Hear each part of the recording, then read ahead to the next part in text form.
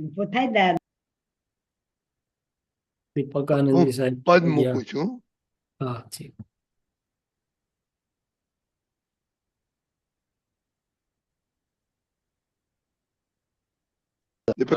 તમારી જય હોય જ્યાં ફરિયાદ તિરકમો આવે ફરી ફરિયાદ નથી સ્થૂળ લેણ દેણ કઈ છતાં છે સૂક્ષ્મ કંઈક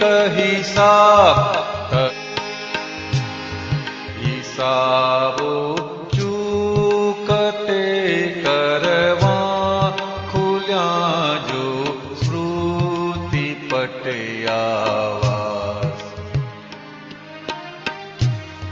રકમમાં શુદ્ધ આત્મા છે પ્રતિક્રમ થી અવસ્થાનાશ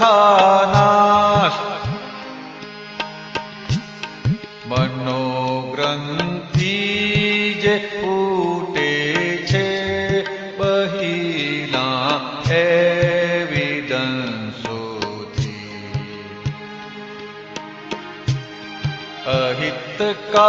અહિતકારી છે દુર્બુદ્ધિ એ સમજો જ્ઞાનથી શોધી મહી જે સૂક્ષ્મ કર્મો છે તે ફળ માટે થશે સન્મુખ છે કડવું કે મીઠું કંઈ પણ ઉદય કર મેં જો સુખ યા દુઃખ મહીનું અજ્ઞતે બંધ્યું ફરી તે જ્ઞાનથી છૂટે સ્વરૂપના જ્ઞાનથી ખપશે ને માયા બાંધશે ગૂંચે જગતના નિંદ્ય કર્મોને હૃદય પસ્તાવો કરી ધોતા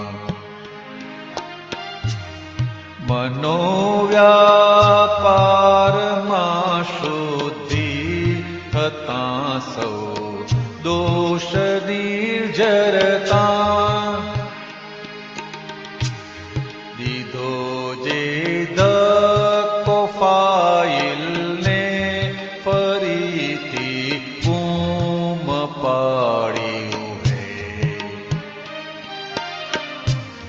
ને સમભાવે નિકાલ થતા તે ખુશ થઈ ક્લેમ છોડી દે ફરીથી યાદ આવે છે નક્કી છે રાગ દ્વેષી ચોટ રિલેટિવ દાખને ભૂસતા રિયલમાં જય પુરાશે ખોટ થતા પસ્તાવા હાટીલી બધા ચીકણા કરમ ખરશે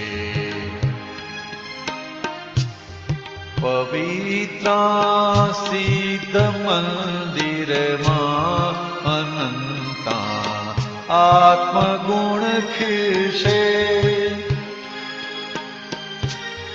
બફાયો જે પ્રતિક્રમણે તે બીજો સહુ ગયા શેકાય અખંડ દાદાની યાદીથી જગતના રોગ જાય ભૂલાય ફરિયાદી આપણે વાત થઈ બધી બહુ જ વાત છે. કેટલી દિવસમાં કેટલી બધી ફરિયાદ હોય છે આપણે.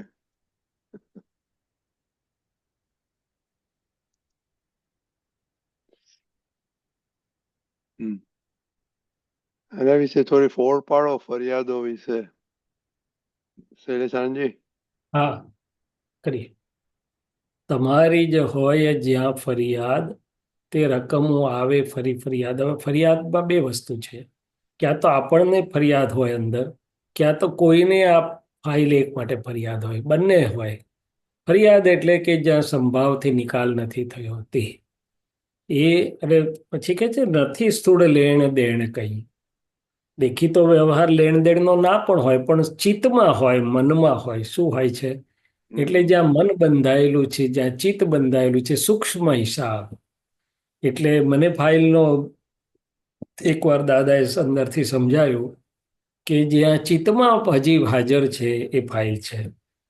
ચિત્ત મુક્ત થઈ ગયું, મન મુક્ત થઈ ગયું, અંતસ્કરણ મુક્ત થઈ ગયું, તો એ ફાઇલમાંથી આપણે મુક્ત થયા.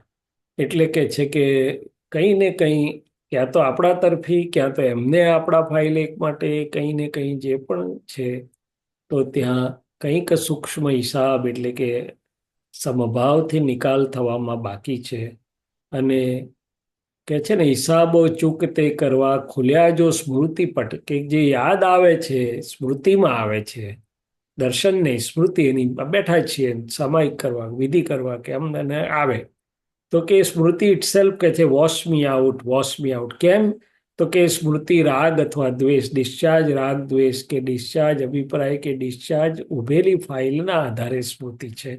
નહીં તો એ સ્મૃતિ સ્વરૂપે ચોટેલું, સ્મૃતિ એટલે ચોટ છે ત્યાં, એ હોતું નથી. એટલે ઇટસેલ્ફ આપણને કહે છે કે મને ધોઈ નાખો, મને ધોઈ નાખો, મને ધોઈ નાખો. સવારે ઉઠીને શાંતિથી બેઠા, એની મેળે આવે ત્યારે આપણે સમજી જઈએ કે આ આટલું ચોખ્ખું કરવાનું છે. આપણે રકમમાં શુદ્ધ આત્મા છે, પ્રતિક્રમથી અવસ્થા નાશ. અંદરની અવસ્થા, બહારની અવસ્થા, સ્થૂળતમથી સૂક્ષ્મતમની અવસ્થા એ રિલેટિવ છે. પ્રતિક્રમણથી આ જે ચોટો છે, જે સ્મૃતિઓ છે, જે સૂક્ષ્મ હિસાબ છે, એ બધો ચોખ્ખો થઈ શકે છે, ચોખ્ખો કરવાનો છે.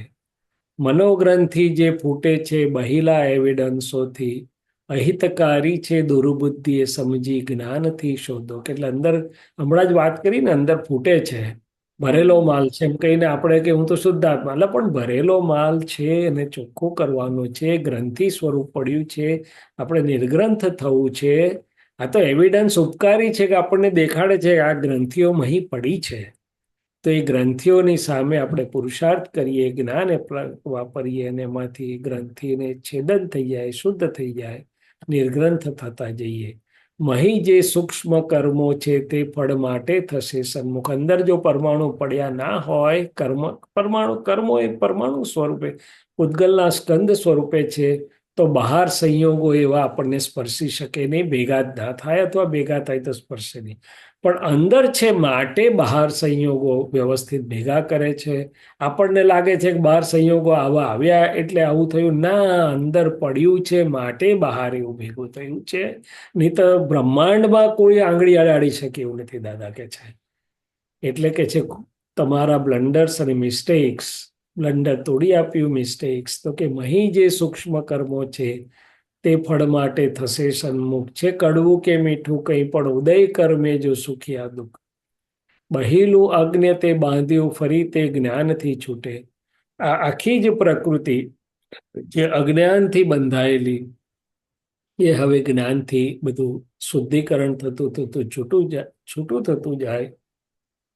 સ્વરૂપના જ્ઞાનથી ખપશે ને માયા બાંધશે ગૂંચે.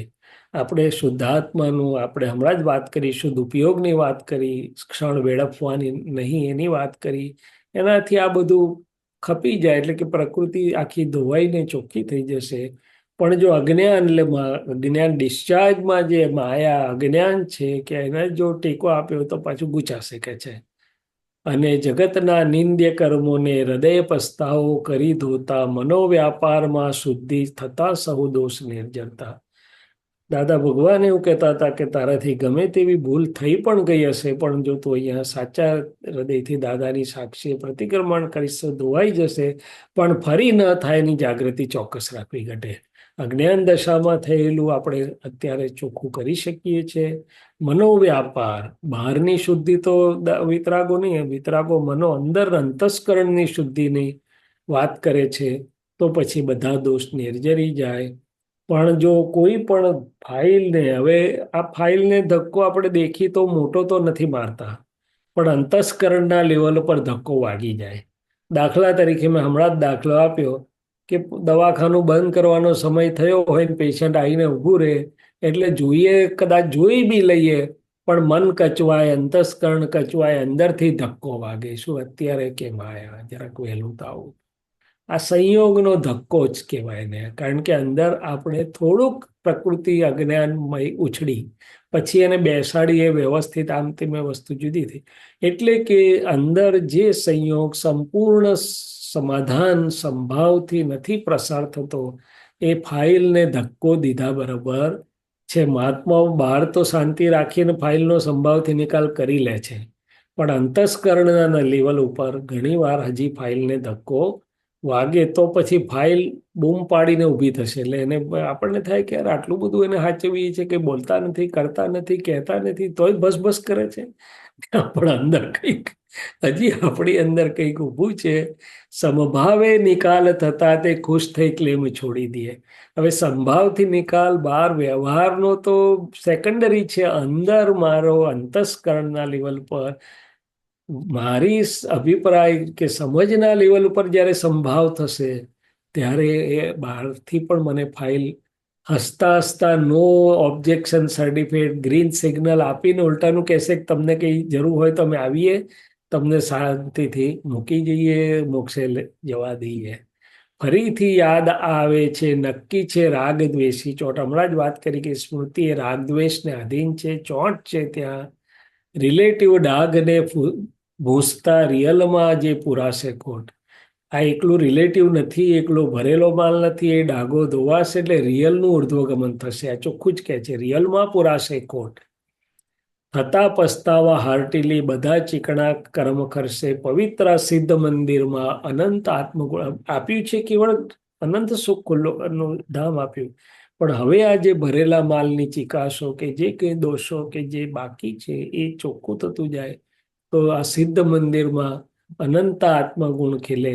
બફાયું જે પ્રતિક્રમણે તે બીજો સહુ ગયા શેકાય. એને યથાર્થ સ્વરૂપે શુદ્ધાત્મા દ્રષ્ટિથી જોઈને એની પાસે પ્રતિક્રમણ કરાયા, શુદ્ધિકરણ કરાયું, તો પછી એ ફરીથી આપણને ફરી લપેટે નહીં, એ કર્મ ફરી ના ઉપાર્જન થયા, એ બીજ બધા શેકાઈ ગયા. એટલે કે હવે ફરી એમાંથી નવું ઉત્પન્ન થશે નહીં. અખંડ દાદાની યાદીથી જગતના રોગ જાય ભૂલાય. એટલે મારો પોતાનો થોડો ઘણો અનુભવ એવો છે કે આ જીવંત વિજ્ઞાન છે. નવરાશના સમયમાં બેઠા એટલે એ જ આપણને દેખાડે કે આજે દિવસ દરમિયાન બીજી ફાઇલમાં, આની ફાઇલમાં, આની ફાઇલમાં ક્યાં તમારાથી ભૂલો થઈ છે, શું થયું છે, પરિણામ આગા પાછા થયા છે, ચલો ચોખ્ખા કરો, શુદ્ધાત્મામાં બેસો, સ્થિર કરો, સ્થિર થાવ. અને એ ચિત્તને લેવલ પર એટલું બધું તરત જ તમે કોઈ પેશન્ટને આડોઅવડું માથાકૂટ કરતું હોય એટલે આપણે તે વખતે તો કહી દીધું હોય કે સારું ત્યારે હવે આવજો આટલા દિવસ. પણ અહીંયા ચિત્તને બોલા એટલે સામેથી ફોન કરાવડાવવો પડે કે ભાઈ આવીને બતાડી જજો, હા આપણે જરા જોઈ લઈએ. જ્યાં સુધી એ નથી કરતા ત્યાં સુધી અહીંયા ચિત્તમાંથી ફાઇલ મુક્ત થતી નથી. એટલે તે વખતે તો જરાક ધક્કો અંદર આવી ગયો, પણ પછી પાછો વાળીને સરખું કરીને મૂકવું પડે છે, તો જ એ ફાઇલનો અંદરથી પણ સંભાવથી નિકાલ થાય છે. અને મારી ફાઇલ એકનો પણ તો જ સંભાવથી નિકાલ થઈ શકે છે. બીજી ફાઇલ તો બહાર છે, પણ ફાઇલ એક તો જોડે ને જોડે છે. એટલે આ સૂક્ષ્મ કવિરાજે બહુ સુંદર રીતે આ પદમાં આવ્યું છે કે ભાઈ આ રીતે જો આપણી જાગૃતિમાં સમજમાં આવે તો અંદરથી જ બધું થયા. અંદરનો જ પ્રયોગ છે આખો. શું છે બહાર તો એના પરિણામ આવશે. વેરી ગુડ, બહુ સરસ.